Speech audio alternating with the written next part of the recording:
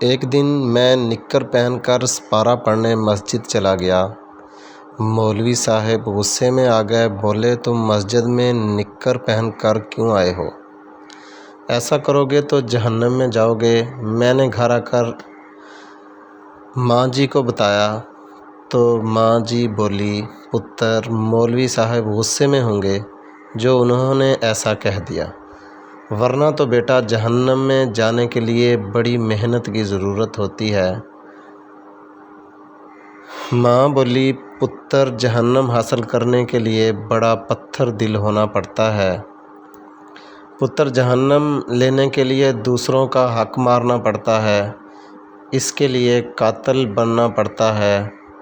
پتر اس کے لیے فساد پھیلانا پڑتا ہے، مخلوق خدا کو اذیت دینی پڑتی ہے، نہتے انسانوں پر آگ اور بارود کی بارش کرنا پڑتی ہے، شیطان کا پیروکار بن کر محبت سے نفرت اور نفرت سے محبت کرنا پڑتی ہے۔ پتر اس کے لیے قزاق بننا پڑتا ہے۔ پتر اس کے لیے ماؤں کی زندگیاں گم کرنے کے لیے خرکار بننا پڑتا ہے، خالق اور رحمت للعالمین سے تعلق توڑنا پڑتا ہے، تب کہیں جا کر یہ جہنم ملتی ہے۔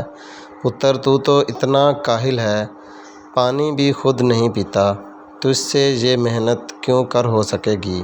تو چڑیا کی موت پر ہفتوں روتا رہتا ہے، پتر تو اتنا پتھر دل کیسے بن سکتا ہے؟ طارق بلوچ، صحرائی کی کتاب گنگے کا خواب سے اقتباس۔